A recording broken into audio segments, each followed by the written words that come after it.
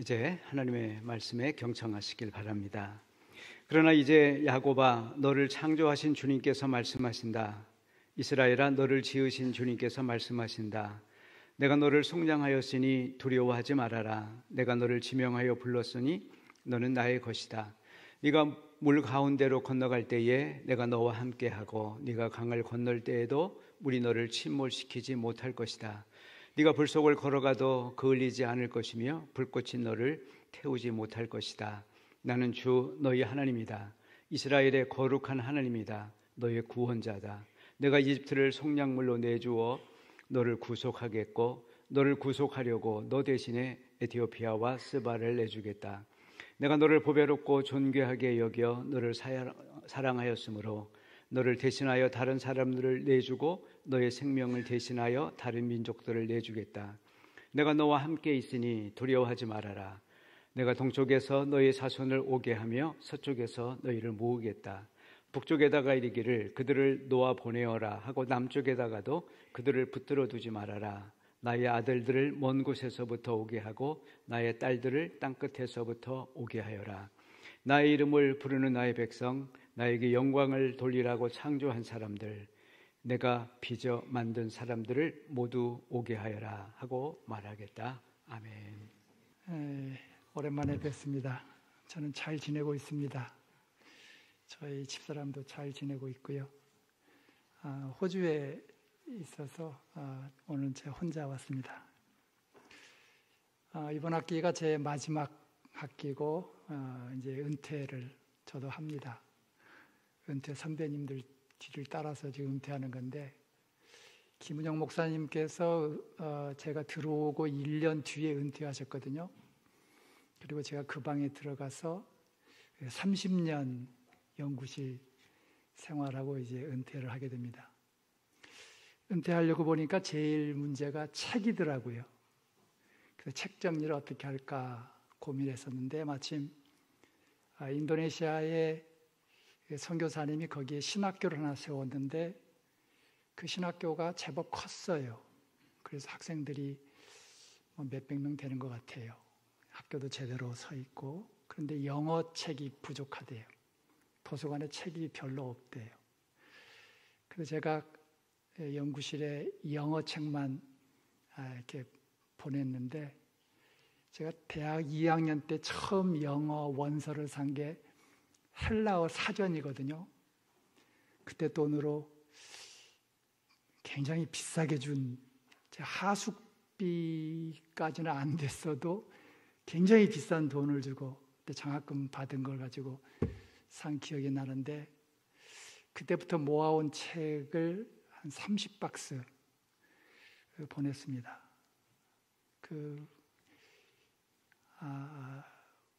배로 보내는데도 돈이 한 250만 원, 300만 원 들더라고요. 마침 서울에 계신 어느 장로님께서 후원을 해주셔가지고 보냈는데, 평생 그 모아온 신학 서적을 또 선교지 학생들이 읽고 공부한다 생각하니까 아주 마음이 좋습니다. 연구실에 좀 책이 더 남아있는데 몇 박스 더 이제 마지막까지 다음 달이면 보내려고 합니다. 지난 31년 동안 제가 한남대학교에서 생활하면서 대학 교회하고도 굉장히 끈끈하게 이렇게 쭉 지내왔는데,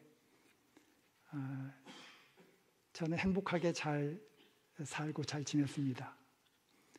많은 분들, 좋은 분들 만나고 또 사귀고 또 서로 격려하면서 지냈던 이런 기억들이 참 좋습니다. 대전에 아무 연고도 없었는데 이렇게 와가지고 이제 은퇴를 하게 됩니다. 요즘 우리나라 사정을 보면은 참 어떻습니까? 좋습니까? 한심합니까? 좀 한심하죠. 정치가 그야말로 혼돈과 혼란에 있기 때문에. 근데 여기 계신 연세 드신 분들은 이 정도 혼란은 별것도 아니죠. 저희는 박정희 독재 유신 정권도 겪어봤고, 그 당시에 계엄도 겪어봤고, 전두환의 쿠데타 그런 것도 겪어봤고, 그러니까 지금 요 정도 되는 것들은 한 줌도 안 되는 그 세력들이 나라를 뒤흔들고 힘들게 민주주의를 짓밟으려고 하고 있는 이런 상황 속에서 우리 그리스도인들이 참 분별력이 있어야 되겠다 생각이 듭니다. 대한민국의 가장 암적인 존재는 그 내란 세력과 일부 개신교 교회라고 하지 않습니까? 너무나도 가슴 아픈, 한국의 교회가 이렇게까지 타락했는가, 이렇게까지 망가지고 국가 발전에 저해가 되는 암적인 요소가 되었는가를 생각할 때 너무나 가슴 아픕니다. 교인들 사이에서도 서로 의견이 갈려요.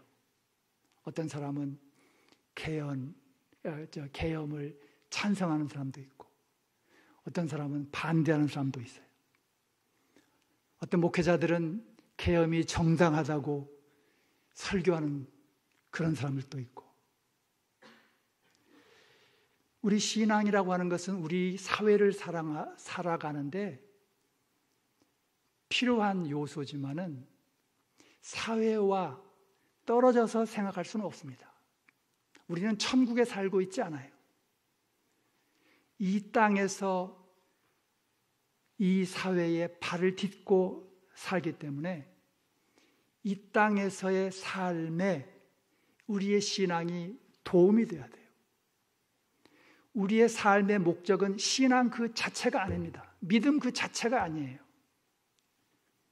우리의 믿음을 통해서 우리의 삶이 하나님께서 주신 그 평화로운 삶을 누리는 거예요. 참 인간이 되기 위해서 우리가 신앙을 가지고 있는 것이죠. 그런데 신앙과 믿음을 목적으로 놓고 살면은 그 삶은 교리적인 삶이 되고 왜곡된 삶이 됩니다. 우리가 잘 아는 칼바르티의 말이 있잖아요. 한 손에는 성경을 들고 한 손에는 신문을 들어라. 신문을 든다는 얘기는 무슨 얘기입니까? 오늘 이 사회의 정치, 경제, 사회, 문화 이러한 모든 것들에 대해서 잘 알아라. 요즘 신문들이 그야말로 읽을 만한 신문 별로 없지요. 다들 왜곡하고 거짓을 말하고 국민들을 조롱하고 개돼지로 하는 그런 신문들이 많기 때문에 잘 판단해야 돼요. 특히 연세 드신 분들 제발 태극기 부대 이런 데 동조하지 마세요. 한 손에는 성경을 들어라. 성경을 읽으면서 이 사회를 잘 판단하라. 이 말 아니겠습니까? 그런데 성경을 든다라고 하는 것은 굉장히 중요한 말이지만은 성경을 어떻게 읽느냐가 중요합니다. 성경을 어떻게 해석하느냐가 중요해요. 이 성경을 읽는 방법에 따라서 사회를 판단하는 분별력이 달라집니다. 그리고 그 사람의 신앙의 모든 내용들이 다 달라져 버리는 것이죠. 우리는 이 혼돈의 시대에 살면서 올바른 신앙적 분별력이 필요합니다. 그 분별력이라고 하는 것은 하나님의 정의가 무엇이고 하나님의 사랑이 무엇인가를 내가 올바로 판단할 수 있는 것이죠. 내가 어느 특정 정당을 지지하느냐를 넘어서서 내 신앙에 입각할 때에 내가 성경을 읽는 그 판단력에 의해서 판단할 때에 나는 지금 어떤 생각을 해야 되는지를 말해야 되는 것이죠. 예수님의 말씀이라고 하는 것도 접하는 사람, 설교하는 사람, 해석하는 사람 다 다를 수가 있어요. 왜? 문자이기 때문에. 아들이 10명 있다고 하면 그 10명의 아들이 아버지를 생각하는 생각이 다 똑같겠습니까? 다 다르죠. 마찬가지예요. 그리스도인들은 다양한 생각을 가지고 있지만은 그 생각의 최종적인 목표와 최종적인 고울이라고 하는 것은 하나님의 뜻을 올바로 판단해야 하는 것이죠. 그렇기 때문에 어떤 설교는 우파적이라고 평가를 받고 어떤 설교는 좌파적이라고 평가받죠. 저는 좌파적입니까? 우파적입니까? 제가 설교 목사로 있는 교회에 처음 몇 년간은 저를 좌파라 그랬어요. 목사님 설교는 좌파예요. 목사님 설교는 리버럴해요. 좌파적인 설교예요. 근데 지금은 그런 좌파적인 말 안 해요.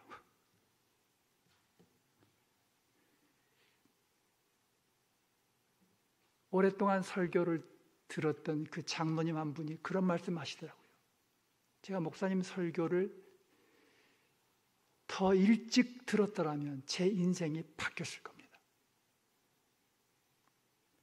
그분은 어려서부터 교회를 다녔고 젊은 시절 여의도에 있는 그 큰 교회 열심히 활동했고 목사님을 가까이서 도왔던 분이에요.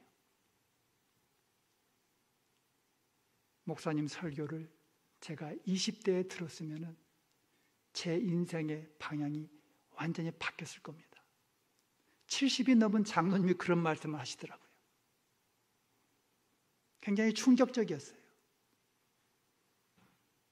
성경의 해석, 복음의 해석, 예수님의 말씀에 대한 해석을 새롭게 깨닫고 보니까 70 넘게 생활해온 나의 신앙에 문제가 있다는 것을 이제 발견한 거죠. 이게 쉽게 바뀌겠습니까? 발견한 것만도 엄청난 복이죠. 제가 뭐 설교를 잘해서 그렇겠습니까? 제가 뭐 얼마나 전달력이 좋아서 그러겠습니까? 제가 공부한 것, 제가 배운 거를 그냥 설교를 통해서 전달한 것 뿐이죠. 왜 이러한 현상이 나타나겠습니까?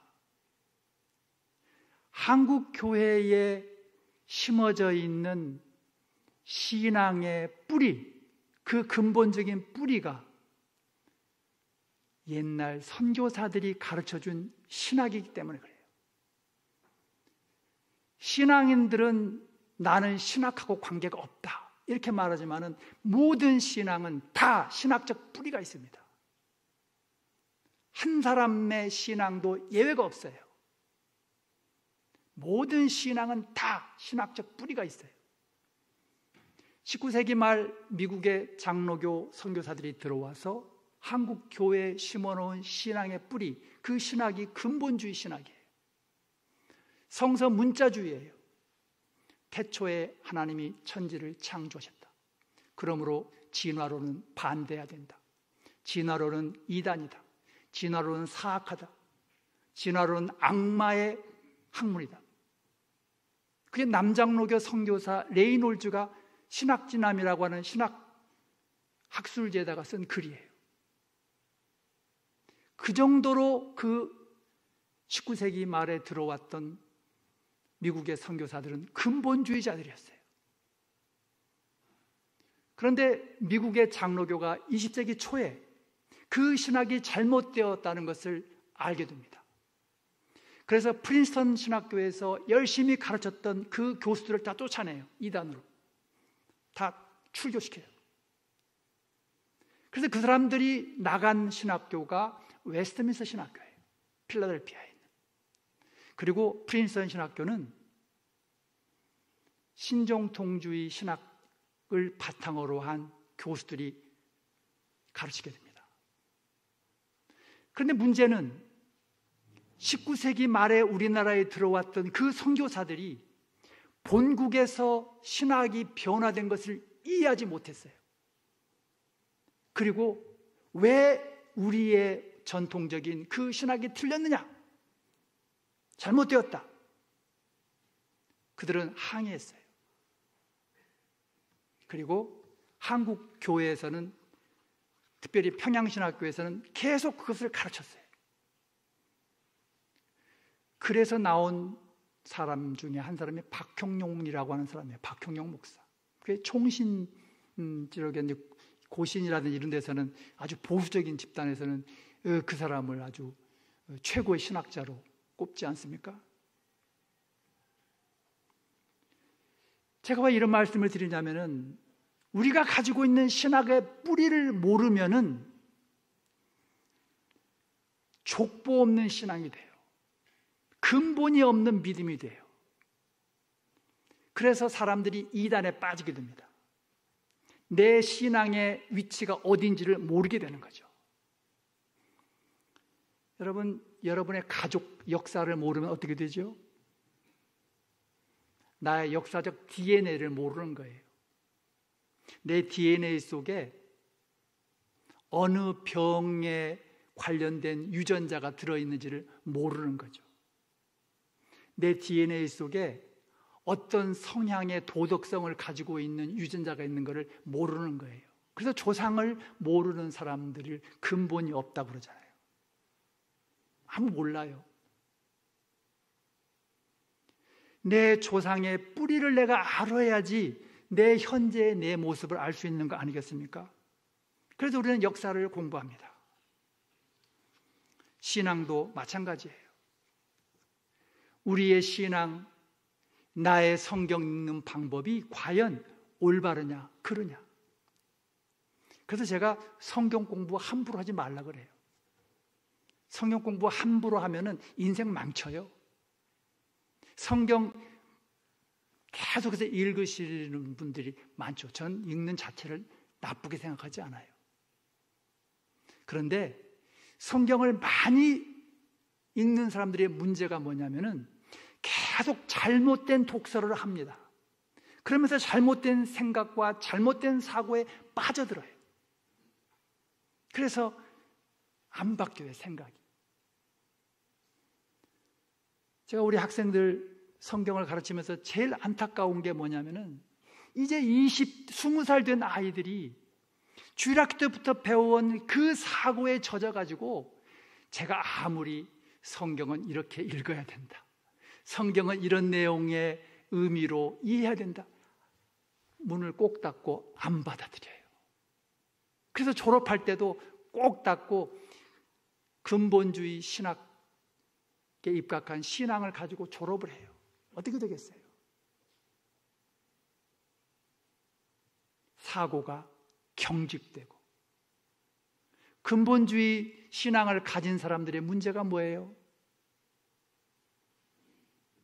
요즘 다 보시잖아요. 일반 국민들이 지탄의 대상이 되는 그런 목회자, 그런 신앙인들이 되는 거예요. 교회의 선교, 그리스도의 선교, 예수님의 말씀에 대한 선교가 되겠습니까? 안 되죠. 성경의 가르침은 올바로 해석이 돼야 되고, 내가 믿는 하나님은 계속해서 새로운 신학으로 새롭게 이해되어야지 되는 것입니다. 그래도 우리 대학교의 성도님들은 행복한 분들이에요. 왜냐? 그래서 신학교 교수들이 계속해서 새로운 신학을 가지고 계속 설교를 해주잖아요. 이 말을 듣는 것하고 이 말을 못 듣는 것은 엄청난 차이가 있습니다. 믿음이라고 하는 것은 함부로 믿는 것이 아닙니다. 함부로 믿다가는 자기 인생 망치고, 그 믿음을 대를 이어줬을 적에 그 대가 또 망치고 집안이 망치는 거예요. 신앙은 굉장히 중요하고 굉장히 소중하지만은 어떤 신앙의 내용을 가졌느냐가 중요합니다. 우리 그리스도인들은 기독교와 교회가 비판을 받을 적에 내가 비판을 받고 있다고 생각해야 됩니다. 기독교가 뭡니까? 기독교가 누구입니까? 내가 기독교예요. 내가 사람들로부터 인정받으면 기독교가 인정받는 것이고 교회가 인정받는 것이고, 내가 사람들하고 싸우면 교회가 비난받는 거예요. 내 신앙이 올바르면 기독교가 올바르게 판단을 받는 것이고, 내 신앙이 잘못되었으면 기독교가 예수님의 하나님의 이름을 모독하는 거예요. 교회는, 기독교는 다른 존재가 아니고 나 자신입니다. 내가 올바른 신앙을 가질 때 우리 기독교는 올바르게 되는 것이고, 우리 대학교회가 올바르게 될 때에 우리 한국교회는 올바르게 되는 거예요.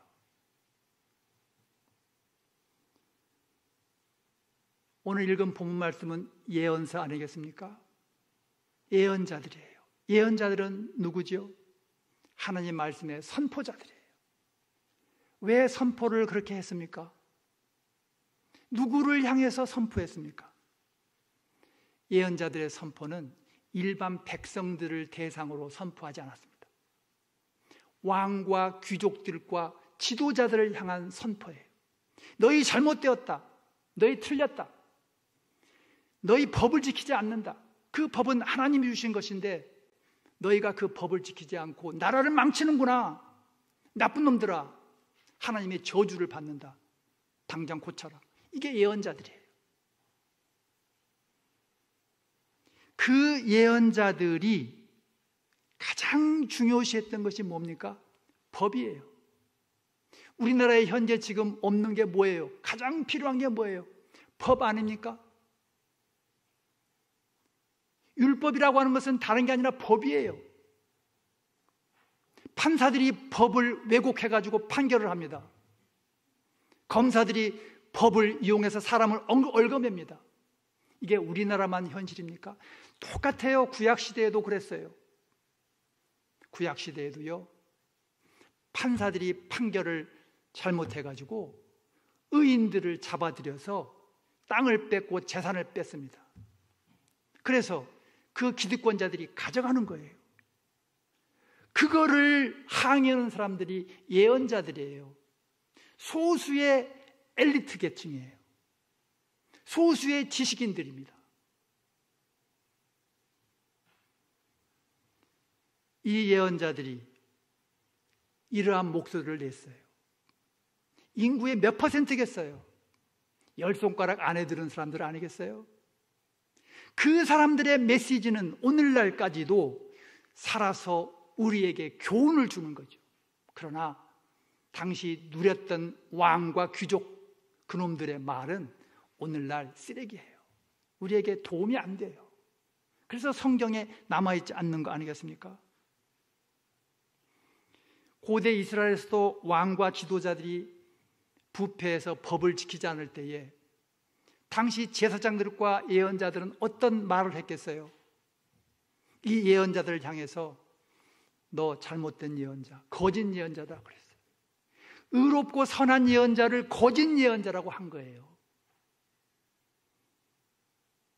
오늘날도 올바르게 선포하는 그 목사들의 설교를 왜곡해가지고 유신 시절, 전두환 독재 시절 사회 정의를 외치고 법을 얘기하면은 다 잡아갔잖아요. 우리는 그런 시대를 살면서도 믿음만 하고 들어왔잖아요.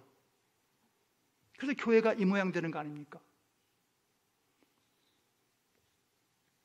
지도자들을 꾸짖는 말씀은 곧 불의를 꾸짖는 것이고 법을 지키지 않는다는 겁니다. 법이라고 하는 것은 질서를 만드는 겁니다. 창조는 뭡니까? 무질서의 반대가 창조예요. 무질서는 왜 생깁니까? 법이 없는 거예요. 무법천지예요. 그게 무질서예요. 혼돈이에요. 하나님은 창조주시죠. 창조주라고 하는 것은 오늘날은 창조 그러면 이 우주의 태초에 뭐가 있었느냐, 어떻게 생겼느냐 자꾸 여기에다만 과학적으로 이렇게 포커스를 맞추는데 옛날에는 그런 관점이 아니었어요. 그건 성경 해석의 문제예요. 해석사를 보면 다 나와요. 당시에는 창조주 하나님 그러면 질서를 만드시고 질서를 원하시는 하나님, 그러므로 너희도 질서를 따라서 살아라. 무법천지의 삶을 살지 말아라, 이 말씀이에요. 뭐 창조냐 진화냐 그런 의도로 성경이 쓰여지지 않았어요. 제가 학생들에게 과제를 하나 내줬어요. 그 과제가 뭐냐면, 연구단체 가면 과학관 있잖아요. 과학관의 인류관을 가가지고 거기 해설사 설명을 듣고 방문 소감을 써내라. 그게 숙제예요. 그 과학관 인류관에 가면은 인류의 탄생을 어떻게 묘사해요? 진화로 묘사해요. 그게 잘못됐습니까? 그건 여러분 판단하시고, 현재 대한민국의 교육 시스템과 과학 시스템이 그래요. 그것이 세계적인 기준에서 보면 어때요? 그게 맞지요. 미국의 대학, 유럽의 대학 다 그걸 가르치지요. 그런데 교회에서는 진화는 틀렸고 창조는 맞고, 이게 학생들에게, 어린아이들에게 심어주는 거 아니겠어요? 이게 교회가 정상입니까? 레이놀즈는 그렇게 가르쳤어요. 19세기 말 미국의 선교사 레이놀즈는 진화론은 악마의 학문이라고 그랬어요. 지금도 여러분이 구글 서치해가지고 찾아보면은, 그 우리 학교 도서관에 그 찾아보면은 그게 나와요. 신학진화에. 에큐메니칼 운동, WCC 운동, WCC 세계교회 협의회 안에요. 거의 이단이라고 그랬어요.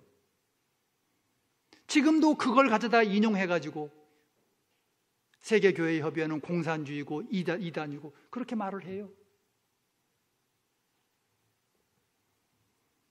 창조주 하나님은 질서를 원하시는 하나님이시고, 질서를 무너뜨리는 정치인이든 목사든 그 어느 누구든지 간에 다 악이에요. 혼돈을 만드는 반창조주 하나님, 창조주 하나님을 반대하는 사람들이에요. 하나님은 우리나라를 창조하셨습니다. 이스라엘 민족만 창조하신 것이 아니라 우리 대한민국도 창조하셨어요. 그리고 우리도 창조하신 것이죠. 그렇기 때문에 오늘 또 하나님은 우리를 향해서 너는 내 것이다, 내가 준 율법, 내가 준 질서, 내가 준 창조 질서를 따라서 살아라, 이렇게 말씀하시는 거죠. 이제 대통령 선거가 얼마 남지 않았죠. 누구를 뽑을 것인지는 국민들 몫이에요. 또 이상하게 뽑으면은 또 다시 내란이 일어나는 거죠. 또 다시 국민들이 개고생하는 거죠. 이런 설교를 여러분 좌파 설교라고 생각하십니까? 신앙은 그 자체가 목적이 아니고, 기독교 그 자체가 목적이 아니고, 하나님의 나라는 하나님 나라 그 자체가 목적이 아니고, 우리의 삶에, 인류의 삶에 샬롬을 주는 것이 목적입니다. 그래야지 하나님의 영광이 드러나는 거예요. 신앙의 목적은 천국에 들어가기 위한 것이 아니에요. 이 땅에 평화를 주는 것이 목표예요. 신학의 목적이 뭐예요? 샬롬이에요.